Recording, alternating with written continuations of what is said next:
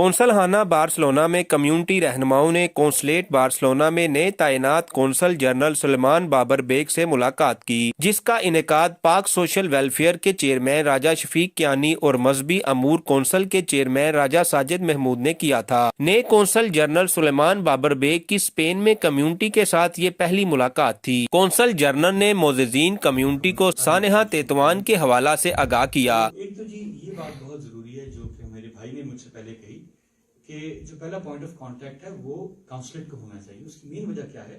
کاؤنسلیٹ state کا ادارہ ہے، اسپینش اسٹیٹ کے ساتھ کاؤنسلیٹ کے روابط ہیں، ہمارا ان سے ملنا ملانا ہوتا ہے، ان کے ساتھ کوآرڈینیشن ہوتی ہے، کوآپریشن ہوتی ہے۔